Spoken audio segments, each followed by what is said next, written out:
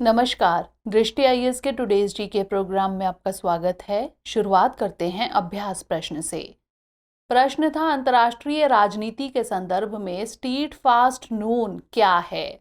Arctic में रूस का अनुसंधान केंद्र, ग्लोबल सीड वॉल्ट, नाटो की परमाणु ड्रिल या फिर सबसे तीव्र क्वांटम कंप्यूटर? इसका सही जवाब है ऑप्शन सी, नाटो की परमाणु ड्रिल। उत्तर अटलांटिक संधि संगठन यानी नाटो के सदस्यों के द्वारा अगले सप्ताह लंबे समय से प्रस्तावित परमाणु अभ्यास को आगे बढ़ाने और संचालित किए जाने की उम्मीद है। इस अभ्यास को स्टीट फास्ट नून नाम दिया गया है। इसे सालाना आयोजित किया जाएगा जो लगभग एक सप्ताह तक चला करेगा, इसलिए विकल्प सी सही है। इसमें परमाणु हथियार ले जाने में सक्षम लड़ाकू जेट शामिल है, लेकिन इसमें कोई जीवित बम शामिल नहीं है। पारंपरिक जेट और निगरानी और हवा में ईंधन भरने वाले विमान भी नियमित रूप से भाग लेंगे। नाटो के 30 सदस्य देशों में से 14 देश इस अभ्यास में शामिल होंगे। तो इस तरह इस प्रश्न का सही जवाब है ऑप्शन सी, नाटो की परमाणु ड्रिल। आज के सेशन का पहला प्रश्न है, निम्नलिखित में से कौन रायथू भरोसा केंद्र की भूमिका की सबसे अच्छी व्याख्या करता है? किसानों की सभी जरूरतों का वन स्टॉप सॉल्यूशन, चावल फोर्टिफिकेशन सेंटर, निशुल्क सैनिटरी पैड वितरण या फिर कन्या भ्रूण हत्या की रोकथाम? इसका सही जवाब है ऑप्शन ए, किसानों की सभी जरूरतों का वन स्टॉप सॉल्यूशन। इथियोपिया के कृषि मंत्री के नेतृत्व में एक प्रतिनिधि मंडल आंध्र प्रदेश में अपनी तरह के पहले रायथू भरोसा केंद्र के अध्ययन के लिए आया है। देश में पहली बार स्थापित आरबीके किसानों के लिए अद्वितीय बीज से बिक्री एकल खिड़की सेवा केंद्र है, जिन्हें राज्य भर में स्थापित किया गया है। ये किसानों की सभी जरूरतों और शिकायतों का एक ही स्थान पर समाधान करते हैं। आरबीके पहले से जांच किए हुए बीज, प्रमाणित उर्वरक और पशु चारा बेचते हैं। किसान कृषि उपकरण खरीद सकते हैं या किराए पर ले सकते हैं और यहां तक कि आरबीके में मौजूदा एमएसपी पर अपनी उपज भी बेच सकते हैं। राज्य सरकार फसल बीमा का भुगतान भी करती है, अनाज खरीदती है और आरबीके के माध्यम से किसानों को भुगतान करती है। तो इस तरह इस प्रश्न का सही जवाब है ऑप्शन ए, किसानों की सभी जरूरतों का वन स्टॉप सॉल्यूशन। अगला प्रश्न है, अंतर्राष्ट्रीय भू राजनीति में the gold water Nichols act संबंधित है समुद्री प्रदूषण पर अंकुश, उष्णकटिबंधीय वर्षावनों की सुरक्षा, संयुक्त अमेरिका की सुरक्षा रणनीति या फिर फ्रांस के नौसैनिक हितों की रक्षा? इसका सही जवाब है ऑप्शन सी, संयुक्त अमेरिका की सुरक्षा रणनीति। 1986 में तत्कालीन अमेरिकी राष्ट्रपति रोनाल्ड रीगन ने Goldwater Nichols Department of Defense Reorganization Act पर हस्ताक्षर किए, जिसने अमेरिकी सेना की कमान संरचना में व्यापक बदलाव किया। इस अधिनियम का उद्देश्य वियतनाम युद्ध के दौरान पहचानी गई प्रणालीगत चुनौतियों, 1980 में ईरान में अमेरिकी बंधकों को छुड़ाने के असफल प्रयास और कुछ अन्य घटनाओं को हल करना था। इस अधिनियम ने राष्ट्रीय सुरक्षा रणनीति यानी NSS को कानूनी आधार प्रदान किया, जो अमेरिका की सुरक्षा चिंताओं और चुनौतियों और उनसे निपटने की योजनाओं की पहचान करता है और कांग्रेस तथा प्रशासन को रणनीतिक परिदृश्य की एक सामान्य समझ देता है।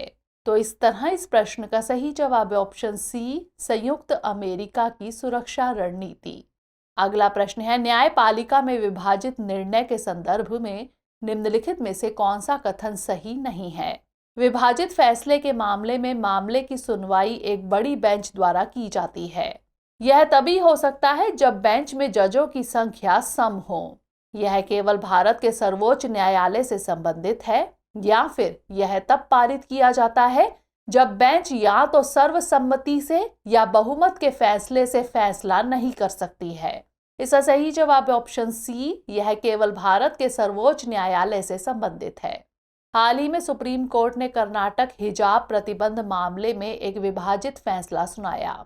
ऐसे विभाजित फैसले तब पारित किए जाते हैं जब बेंच किसी मामले में या तो सर्वसम्मति से या बहुमत या किसी अन्य कारण से फैसला नहीं कर पाती है।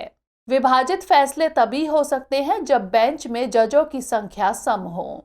यही कारण है कि न्यायाधीश आमतौर पर महत्वपूर्ण मामलों के लिए विषम संख्या यानी 3, 5, 7 आदि की बेंच में बैठते हैं। विभाजित फैसले की स्थिति में मामले की सुनवाई एक बड़ी बेंच द्वारा की जाती है। जिस बड़ी बेंच को विभाजित फैसले की सुनवाई की जिम्मेदारी दी जाती है वह उच्च न्यायालय की 3 न्यायाधीशों की पीठ हो सकती है या सर्वोच्च न्यायालय के समक्ष अपील की जा सकती है। मई 2022 में दिल्ली उच्च न्यायालय की 2 न्यायाधीशों की खंडपीठ ने भारतीय दंड संहिता में वैवाहिक बलात्कार को प्रदान किए गए अपवाद को चुनौती देने वाली याचिकाओं पर एक विभाजित फैसला सुनाया। तो इस तरह इस प्रश्न का सही जवाब है ऑप्शन सी, यह केवल भारत के सर्वोच्च न्यायालय से संबंधित है। अगला प्रश्न है सोलर ऑर्बिटर मिशन के संदर्भ में निम्नलिखित कथनों पर विचार करें। 1, यह यूरोपीय स्पेस एजेंसी यानी ईएसए और नासा का संयुक्त मिशन है। 2, यह चुंबकीय क्षेत्र और तरंगों आदि को मापने के लिए बुध यानी मरकरी की कक्षा में भी प्रवेश करेगा। उपर्युक्त में से कौन सा यहाँ से कथन सही नहीं है? केवल 1, केवल 2, 1 और 2 दोनों, या फिर ना तो 1 और ना ही 2। इसका सही जवाब है ऑप्शन डी, ना तो 1 और ना ही 2, यानी दोनों कथन सही हैं। सोलर ऑर्बिटर मिशन सूर्य के अध्ययन के लिए भेजा गया एक मिशन है। यह यूरोपीय स्पेस एजेंसी यानी ईएसए और नासा के बीच एक संयुक्त अंतर्राष्ट्रीय मिशन है जो हेलियोफिजिक्स के अध्ययन से संबंधित है। अतः कथन 1 सही है। आपको बता दें कि सूर्य द्वारा उसके बाहर की ओर उड़ाए गए आवेशित कणों और चुंबकीय क्षेत्रों से एक विशाल घेरा बनता है। उसे ही हेलियोस्फीयर के रूप में जाना जाता है।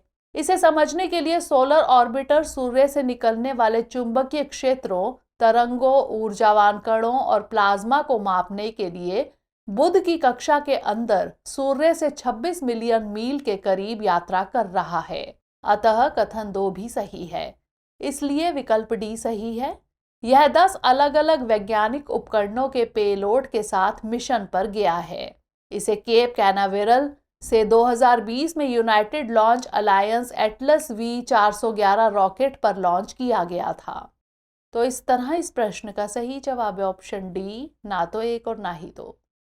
अगला प्रश्न है, इसे 1983 में भारत का 15वां टाइगर रिजर्व बाघ अभयारण्य घोषित किया गया था और यह भारत का सबसे पूर्वी टाइगर रिजर्व है। इसका नाम एक नदी के नाम पर रखा गया है। यह कथन किसके संदर्भ में सर्वाधिक उचित प्रतीत होता है? Dampa tiger reserve, Namdapha tiger reserve, Pakke tiger reserve या फिर बक्सा टाइगर रिजर्व? इसका सही जवाब है option B, Namdapha tiger reserve. Arunachal Pradesh ने नामदफा टाइगर रिजर्व में हिम तेंदुए का सर्वेक्षण किया। नामदफा टाइगर रिजर्व को वर्ष 1983 में देश की 15वीं टाइगर परियोजना के रूप में घोषित किया गया था।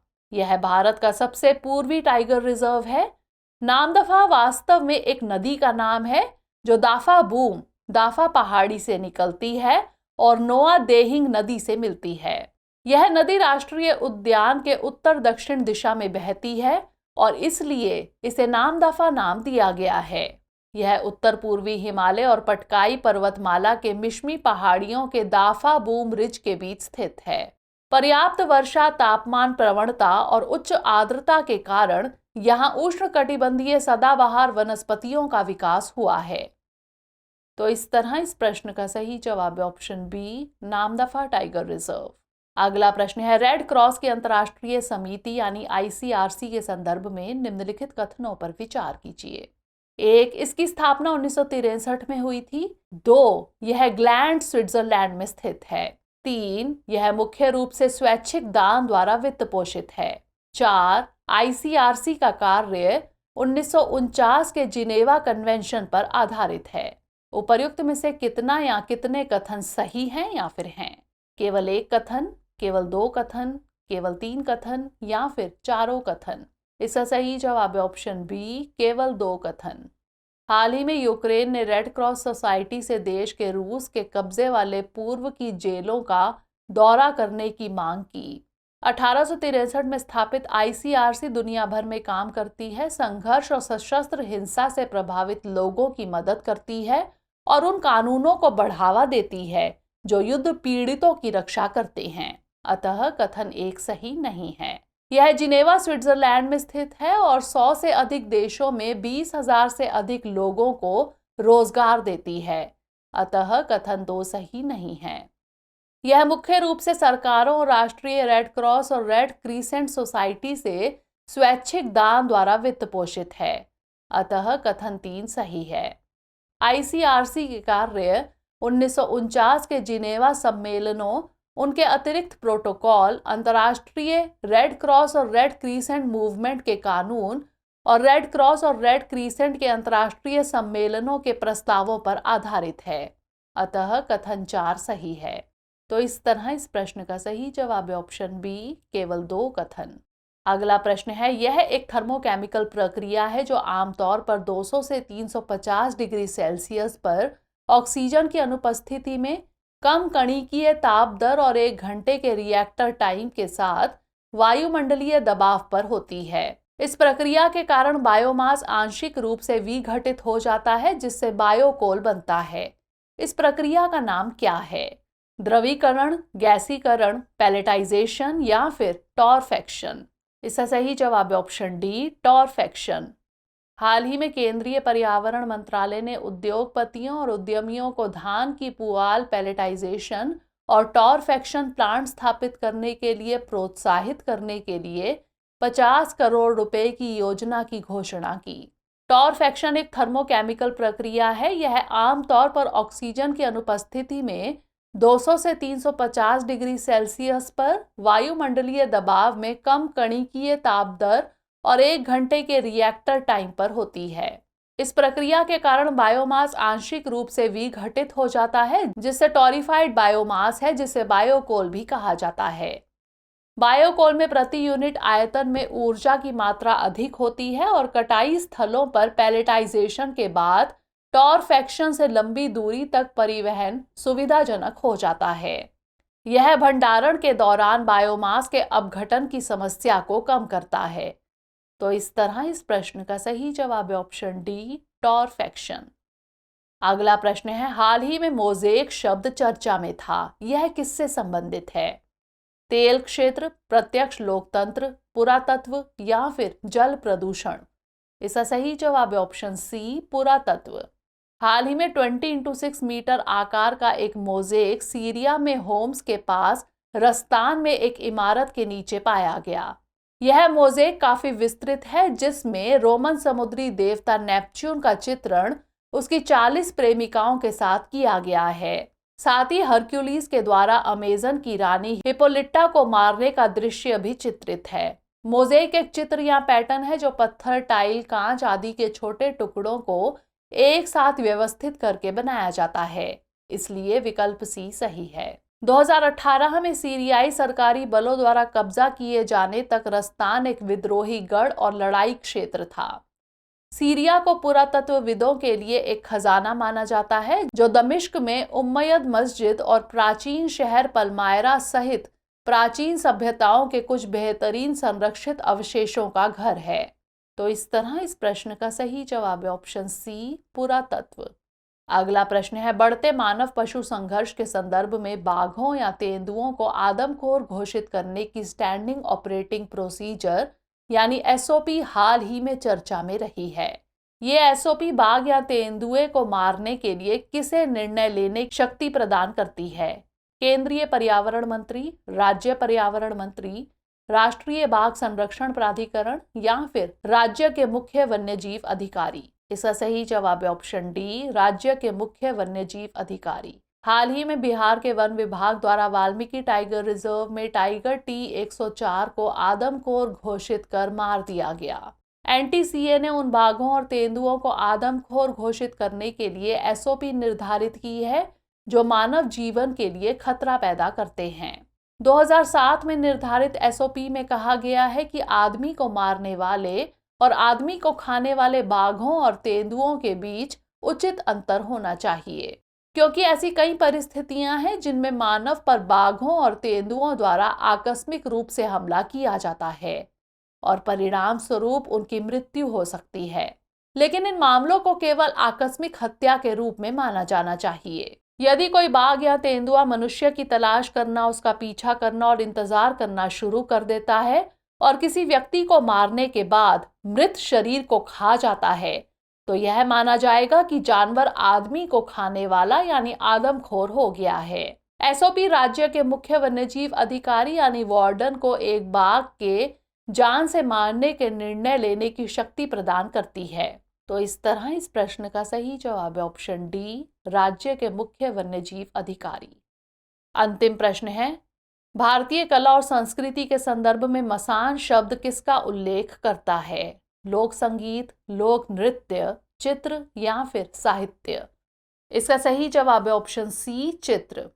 मसान पेंटिंग एक मौलिक कलाकृति है जो मुख्य रूप से पश्चिम बंगाल और बांग्लादेश के उत्तरी हिस्से के साथ साथ असम, मेघालय, बिहार और पूर्वी नेपाल के कुछ हिस्सों में भी प्रचलित है। मसान शब्द शशान शब्द से बना है जो हिंदू शमशान भूमि का बंगाली शब्द है। मसान कला, जिसे मसान चित्रकला के नाम से भी जाना जाता है, मुख्य रूप से राजबोंगशी जनजाति द्वारा प्रचलित है, इसलिए विकल्प सी सही है। मसान पेंटिंग पारंपरिक माला निर्माताओं द्वारा बनाई गई रंगीन पेंटिंग है जिन्हें मालाकार के नाम से जाना जाता है। वर्तमान में जिस पृष्ठभूमि पर पेंटिंग बनाई जाती है वह शोला, जंगली पौधे का एक प्रकार से बनाई जाती है। यहाँ चित्रकार विभिन्न रूपांकनों और संरचनाओं को बनाते हैं। चूंकि इन चित्रों का उपयोग धार्मिक उद्देश्यों और अनुष्ठानों के लिए किया जाता है, इसलिए इसमें मुख्य रूप से विभिन्न देवताओं, आदिवासी देवताओं और राजबोंगशी जनजाति के देवी देवताओं के रूपांकन होते हैं। शोला पर हाथ से बने ब्रश और प्राकृतिक रंगों का उपयोग करके चित्र बनाए जाते हैं। तो इस तरह इस प्रश्न का सही जवाब है ऑप्शन सी, चित्र। आइए अब नोट कर लेते हैं आज का अभ्यास प्रश्न। एक्सरसाइज प्रस्थान संबंधित है अपतटीय सुरक्षा, जंगल की आग, हिमस्खलन या फिर साइबर सुरक्षा। इसका उत्तर हमें कमेंट सेक्शन में जरूर भेजिएगा। अगले सेशन में नए प्रश्नों के साथ मिलेंगे। तब तक के लिए पढ़ते रहिए एंड स्टे मोटिवेटेड।